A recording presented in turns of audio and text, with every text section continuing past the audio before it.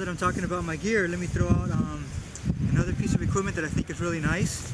This is the Kelty Ignite sleeping bag. It's 600 down.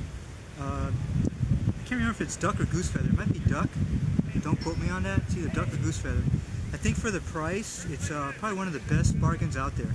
This is rated at 20 degrees, and once again, since I'm shorter, I usually purchase the women's one, and it works out good for me because the women's size is smaller, so it's actually lighter, and I like that because I save on weight.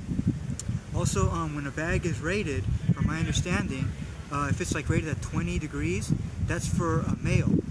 So women usually sleep a little bit colder, so they usually need something a little bit warmer to keep them comfortable. So this might be rated for a male at 20 degrees, but it might keep a woman comfortable to like maybe 25 degrees. I'm just throwing a number out there as an example. Also, when they rate them, from my understanding again, it's usually you have to have some long johns on, some socks or something like that, which actually makes sense because you do want to keep a little bit of base layer on you, and also it keeps the oils and sweat off the bag, which actually gets it dirty, so it doesn't work as well. This is the Kelty women's once again, and the couple of differences from the women and the men's is the women's is not as wide across the shoulders. So I am a little bit bigger, so it is a little bit snug on me. I'm not going to lie to you, but I'm totally okay with that. I sleep on my back anyway, so it's not too much of an issue for me. So one thing is the shoulders. Also, guys more mummy style, whereas women they have more hips, so women's are more straight like this. So it gives you a little bit more room for the women. And once again, since the women have a tendency to sleep a little bit colder, they actually added, from my understanding, some more insulation on certain parts of the bag. So as a guy, I'm looking at it as, man, I saved on weight, and I actually got extra insulation on my bag. And it's a little bit tight, but no biggie. So it's a win-win for me. Once again, they come in different sizes. This is the Ignite 20. It's pretty nice. It has, forgive me, I don't know the names, or I can't remember them right now. I just came back from a hike. And it has the thing that goes around the neck. I guess it's called a baffle, so you can snug it up. It has two different strings. One string is connected to the top part up here, and that's the black wide one. And then you have a round white one that's connected to the bottom part. So when you pull it, you can either tell if you're snug in this part or if you're snug in that part. Once again, the baffle goes around your neck if it's kind of cold, so that way only your head is exposed, and from your neck down, it's insulated. It also has guards across the zipper. If you guys don't know, if you have a bag and you have material here, and the zipper's running down the center, that's a cold spot because the cold could hit the zipper part, and the zipper part will be cold. So they actually add a flap behind the zipper, so that way the material on the top, the material on the bottom, and the flap behind the zipper is protecting the zipper from getting cold. So it does have that as well. It has a nice thingamajiggy here, I guess, so you could attach it to some of the sleeping mats. I've never seen that. I guess 550 cord or something, I don't know. But so I guess you can use that to attach it to your sleeping bag or your sleeping mat. It also has a box type foot thing, so it's not flat, it's actually big and round. So, for me, I really like it. I mean, it's super nice. They say it's rated for someone up to like 5'6", and I'm like a little bit shorter than that, so I'm one of the short ones, and it fits me perfectly. I can put my feet down there and I get warm fast.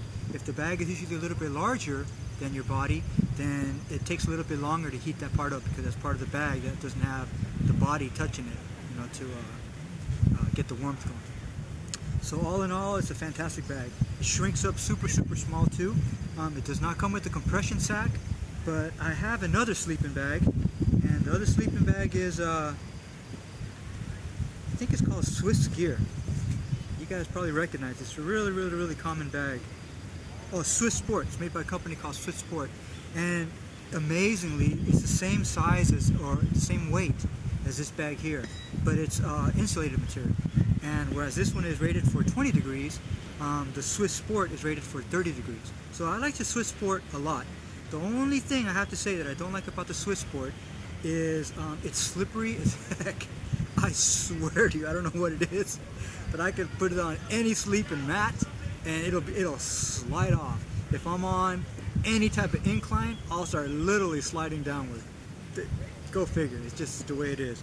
But the Swissport is a good bag also. That's rated for 30 degrees. This one's rated for 20. The only reason I bring it up is because since this one did not come with a compression sack, I use the Swissport compression sack, and I store it in there. What I do is I'll get a plastic hanger. This is, you know, me personally, and I'll get one of those big, thick, heavy plastic hangers, and I'll just drape my sleeping bags over those, and I'll hang them up in the closet. So each sleeping bag is draped in half. So it's not one big, long sleeping bag. And that's how I have all my sleeping bags stored. So if you're not using it, hang it up, store it. It keeps the loft and everything, keeps everything from getting compressed. Oh, another thing also is these feathers have also been treated to to not absorb water. So I've seen things where they actually have a bowl of water, a glass of water, and they have the feathers in it, and the feathers are totally separate from the water. They're just floating on there. And you could actually shake it up, and the feathers will stay apart. So that's pretty nice. It's I think it's called DriDown or something like that. DriDown. So it's treated like that, so it'll help retard or prevent it from getting wet. But once again, it still gets wet. And I've actually seen some guy on YouTube try it, and he did it a couple of times, shaking them, you know, regular feathers and these dry feathers. It might have been from another company though, so I don't know if it's a proprietary process or not. But one of those treated feathers, down feathers, he shook it up, and after a while it gets wet too. So I don't know, you know, I haven't tried it with this one. I just make sure that this is always dry. I'll put it in a sleeping, in a bag, and a plastic bag, and then I'll put it in here. And that's so if anything happens, if it rains, if I slip, if I fall, if I'm crossing a river or stream or something, and you know the bottom of the bag actually makes contact with the water, or my bottom of my pack makes contact with the water, which is where my sleeping bag is, at the bottom of my pack, I don't have to worry about the bag getting wet. So once again, this is the Kelty DriDown. I believe it's Ignite DriDown, and 2 thumbs up. Fantastic bag. I think you'll have to pay almost twice what I paid to get this type of quality from somebody else. I mean, easily another $400, and this one's like 100 plus. So that's what I paid for it. I think I got it on sale for like $150. Once again, don't quote me on that, but I think I got it for sale right around there. I do buy a lot of my stuff from Backcountry Edge. Those guys are fantastic. They got some great videos, and kudos to them. They got some really good stuff. Anyways, so I just wanted to share my sleeping bag with you guys. And so I guess you guys also see my mat, and you guys see my chair, and that's about it. So have a good one. Enjoy the summer, guys. 2 thumbs up for this bag.